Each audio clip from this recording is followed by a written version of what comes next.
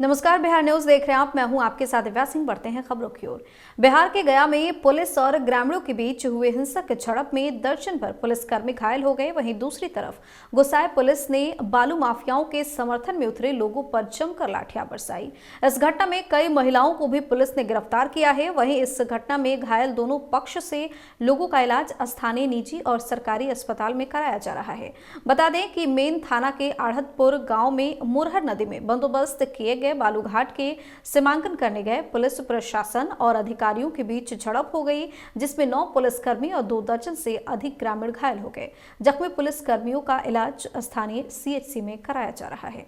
घटना हुआ कि हम लोग के बीच में बालू को लेकर के आया गया। सारे प्रशासन के लोग हम लोग के सामने आए, हम लोग भी उनको देख करके नदी में गए। भीड़ को देख करके उन लोगों ने पहले प्रशासन ने अश्रु गैस छोड़ दिया। उसको देख करके हमारे सारे लोग जितने थे भागने लगे और उन्हीं को भागते हुए देखते हुए उन लोग पीछे से पीछा किए और हमारे जो लोग थे जेंट्स लोग कुछ तो भाग निकले, लेकिन कुछ ऐसे लोग थे जिन्हें पकड़ करके इतना मार मारे हैं, घोलटा घोलटा के चूहा की तरह मारे हैं। कौन लोग थे, अब क्या कारण है इसका? कारण था कि हम लोग बालू को उठने नहीं देंगे। ये मेरा कहना था कि बालू जब भी उठेगा तो हमारा जो तटबंध है उसे पक्कीकरण किया जाए और उससे ला करके यहाँ 5 नदियाँ जोड़ करके पानी चाहे ले जाए, चाहे और कहीं कुछ कर दीजिए, एक एक बाला उठा लीजिए, लेकिन हमको जो गांव का जो तटबंध है वो हमको पक्की होनी चाहिए। आग घटना हो गया आपका नदी में, हमको सब परिवार बेटा भतार का सकूनत है। नदी के बाला उठ जाएगा तो लोग मर जाएगा दह के, तो कोई देखने नहीं आया, कोई देखने नहीं आया है। घर में धारा ढुक जाता है, जखनी कोई नहीं देखते आते हैं। हुआ घटना क्या हुआ? घटना तो सुनते हैं ना, बालक उठाने के लिए हमने नदी में खाड़ में ऐसा जनता कि मार के हमनी के बाला उठा लीजिएगा, मार दो हमनी के बाला उठा लो, बाला उठा लो।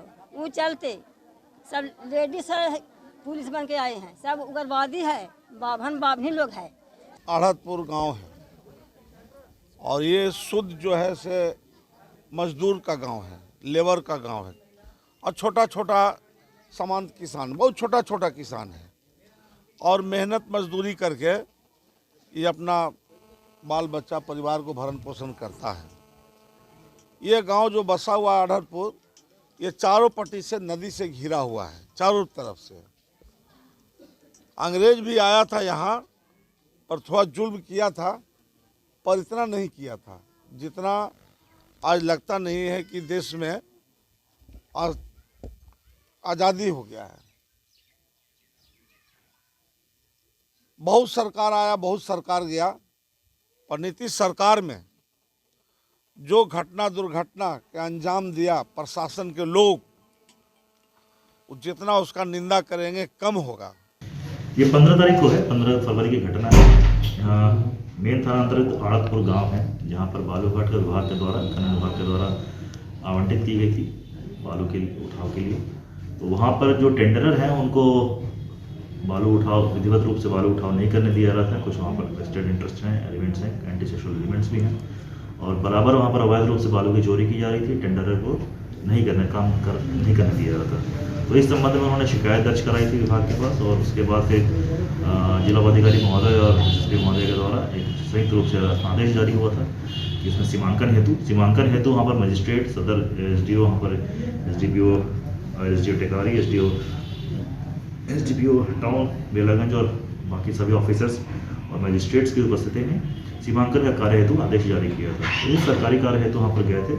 तो जो वहाँ पर वेस्टेड इंटरेस्ट हैं, कुछ आपराधिक तत्व हैं जिन्होंने वहाँ पर लोगों को भड़काया और लोगों वहाँ पर जो भी ग्रामीण थे सरकारी कार्य में बाधा डालने का प्रयास किया, पथराव किया गया पुलिस और मजिस्ट्रेट पर। उसी के काफ़ी ज़्यादा उन्होंने ईंट पत्थर लाठी से प्रहार किया। उसमें हमारे तकरीबन 9 सिपाही घायल हुए थे जिनको चोटें आई। इसके बाद पुलिस ने बल प्रयोग किया और बल प्रयोग के बाद उसमें से 10 उपद्रवी को गिरफ्तार किया गया था। बिहार के गया जिला के इमामगंज प्रखंड अंतर्गत रानीगंज बांस बाजार स्थित एक मां पार्वती हॉल में श्री संत शिरोमणि नरहरि दास जी सोनार पूजा महोत्सव धूमधाम के साथ संपन्न हुआ।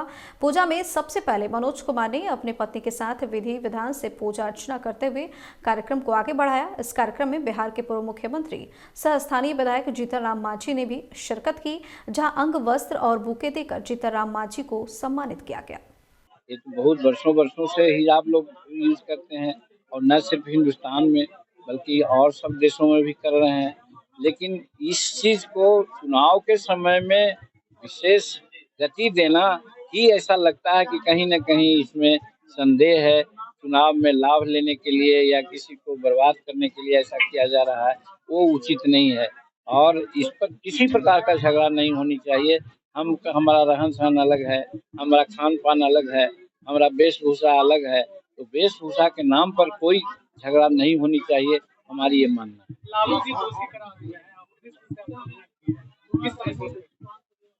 देखिए, हम तुलना नहीं किया है। वो कहा करते हैं कि भगवान कृष्ण भी एक ऐसा समय था कि बुराइयों के खिलाफ लड़े थे तो उनको भी जेल जाना पड़ा था। लालू जी भी कहते हैं कि हम बुराई के खिलाफ लड़े हैं, हमको जेल जाना पड़ा है। लेकिन उस समय का समय और आज के समय में फर्क है। आज न्यायालय है, न्यायालय में विचारण होता है, गवाह होते हैं और उसके आधार पर दंडात्मक कार्रवाई की जाती है। तो यहाँ स्कैम हुआ है, करोड़ों का स्कैम हुआ है और उसके लिए उन्होंने ही, लालू जी ने ही एक स्कैम शुरू हुआ था तो उसको उन्होंने FIR कराने का आदेश दिया था। और ये अलग बात है कि आज उन्हीं को चक्कर में ले आया गया है। तो वैसी परिस्थिति में बहुत कुछ नहीं कहना है।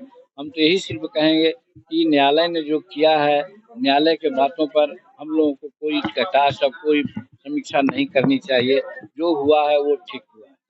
पूरे बिहार में वार्षिक माध्यमिक परीक्षा प्रारंभ हो गई है, तो दूसरी ओर प्रशासन कदाचार मुक्त परीक्षा संचालन के लिए पूरी तरह से कृत संकल्पित है। मसौढ़ी में SDM अनिल कुमार सिन्हा ने मसौढ़ी के विभिन्न परीक्षा केंद्रों का निरीक्षण किया।